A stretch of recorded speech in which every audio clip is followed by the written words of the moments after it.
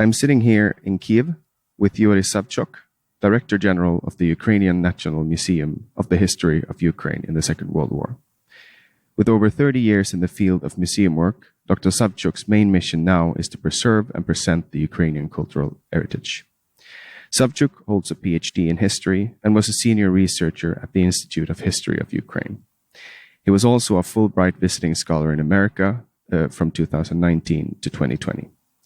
His contributions include being the concept developer and curator of 10 complex international museum exhibitions, and he is the co-author of the sketch proposal of a great coat of arms of Ukraine.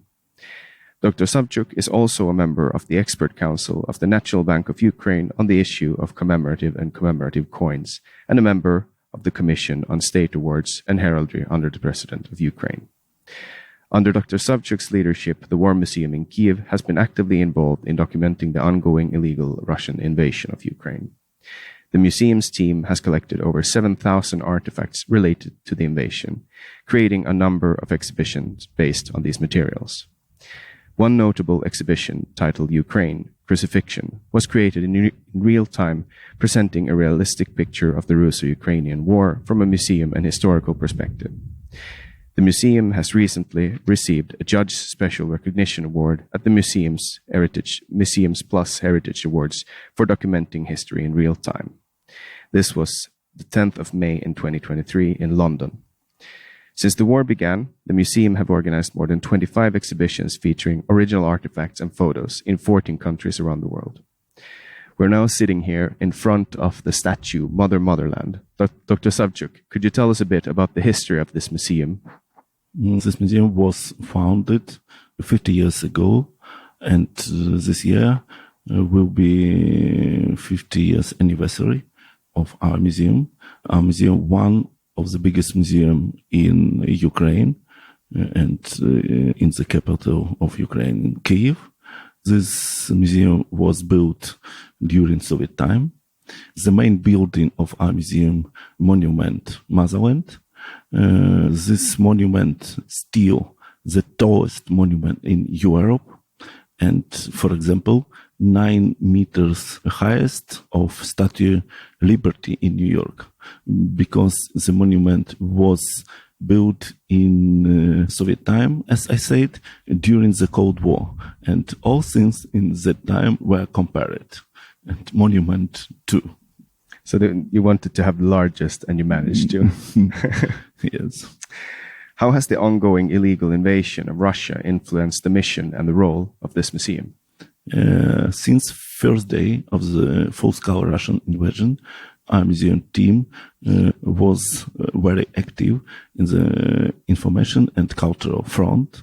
We understand that the main mission of our museum in this time is documentation of the war, and we understand that we want to show reality of this war in Ukraine and also in the world, and remind to help Ukraine, and the way informed by exhibition, which based on the artifacts, on the items. It's very original, specific, but very interesting methods. The main methods is exhibition. And for example, that the first photo museum exhibition in the world was an exhibition of our museum with title Kyiv, a report of one day, 8th of March. In that day, we, and together with military men, took a lot of photo of Kyiv on 8th of March, and it was only 13th day of the war. We opened on the first month of the war, 23rd of March. We show our exhibition first time in France, in Verdun, in the center of the human rights and peace. And later we show this exhibition on 9 countries.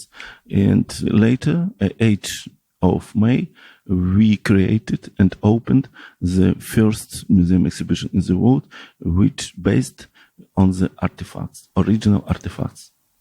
So while Kyiv was practically surrounded by the Russians, you had exhibitions about the war. Yes. Now, during March, the museum was closed, and the early of April, the museum physically was only 5 persons. And together we started to collect artifacts, and it was really very short time, 1 month, when we found artifacts on the battlefields, on the liberated territory, Kyiv and Chernihiv region. Later we need to transport these artifacts from battlefields to museums, prepare it for exhibition, and created design and a special showcase. And it was really very difficult to do it in that very short period without financial support. How do you think that the illegal Russian invasion has affected people's perception and understanding of the exhibits in the museum? I believe that this exhibition is very important and very popular. During the last year was around 50,000 visitors on the exhibition, and we need understand that in that time we had problem with electricity, transport, oil, and so on. And many people in that time was in another region, for example, the west of Ukraine, and also in another country. And 50,000 visitors to the exhibition, it's a lot of people. All visitors of our museum last year during the war was 136,000. Visitors was different social group, among them persons from east of Ukraine, a lot of people who come back to Ukraine last year, also military men. It was fantastic. I never think that military men come back from front, come here to museum and to our exhibition. Our guest last year was official delegation and international journalists, and we shared information about war, about struggle, about our life, about Ukraine, and sometimes official delegation come to museum from Bucha and Irpin, and later next point was meeting with President of Ukraine, Volodymyr Zelensky, and museum was a very important point on this way. We saw the exhibition Elements of the War, which is about objects that have been carried by people of the war. What makes these stories so important to tell? I would like to say that every artifact, every item, has a very interesting story, and we collect it by different way. Support us, our army, and I would like to say that many chief of commanders, many generals give to us very, very interesting artifacts, and officers and soldiers from the line of front, and among them chief of commander Ukrainian army Valery Zaluzhny, who was first person who presented to museum artifacts from this Russian invasion. It was the map of left bank of Kyiv, which was taken in the Russian troop who planned to occupy Kyiv during 3 days. How is the museum addressing the emotional impact of the invasion on its visitors? It's very interesting questions. We try in that exhibition to show war different way when we compare it with museum in Soviet. In Soviet time, typically practice was to show weapon, machine, and you can see on our territory a lot of tanks, artillery, and the same situation inside of museum. We try to show war as a big social crisis and not only military battle, but we want to show that to say life during the war. One of the very emotionally based is a multimedia exhibition about children who was killed during the war. And it's a pity. Every day we change the number of these children, shows that it's a big tragedy, it's catastrophe. And another place we reconstructed a shelter from Hostomel, and we show a life of people during 37 days in shelter. No water, no toilet, 120 persons, men, women, children, young, old. It's very cold, no light. Sometimes the people during a few days stay in shelter and no seen the sky or sun. And among them was 5 children before 10 years old. The youngest of them was Marika Koutun, 5 months old. It's absolutely crazy situation. How does the museum interact and cooperate with other institutions? During Soviet time, as I remember, this museum never cooperated with another European museum and never was a part of the European cultural fields. The American International Exhibition with the title Forever Free Ukraine was dedicated 30 years anniversary of independence of Ukraine, and this exhibition met the war. And we evacuated this exhibition next day of the full-scale invasion to west of Ukraine.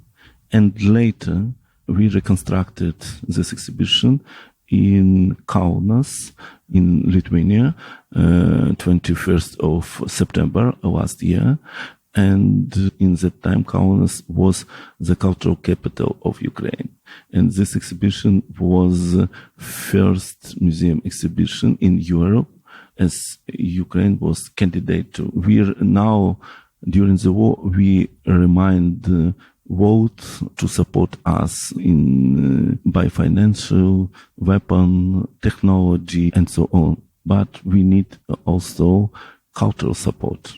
And as for me, the mainstream of us today to show in Europe that we part of European culture, that we part of European civilization, and in our history we many times cooperated and was part of the Europe.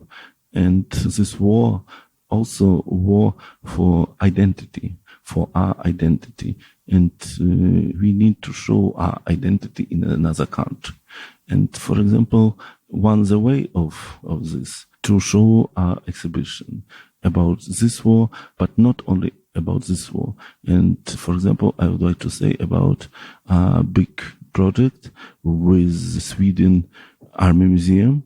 We planning to open this exhibition before second anniversary of full-scale Russian invasion in Stockholm in Army Museum.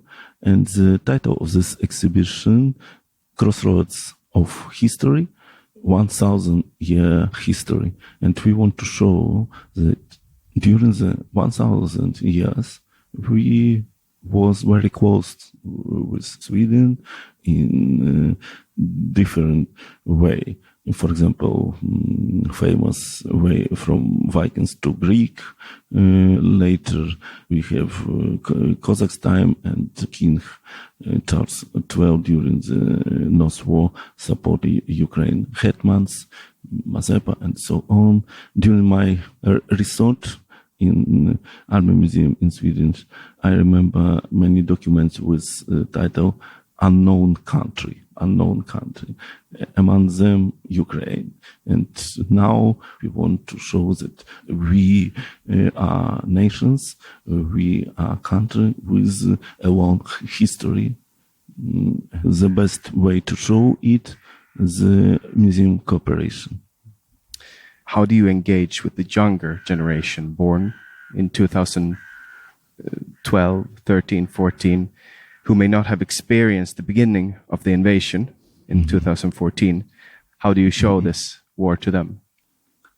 It's very difficult for me because my son, 10 years old, one side, I'm very happy that he is now in Great Britain, and I call him every day. And I remember one day he says me that he has a big secret, and I ask him what, and he said that he knows why attacked Russia. And asked me, please look to the map, and you can see border between US and Siberia. US can attack Russia from that side, not from Europe. And it's one side is we smile for this, and from another point of view, it's a big tragedy. Many people from my staff in the same situation. It's a pity. Thank you very much, Doctor. Thank you for your interview.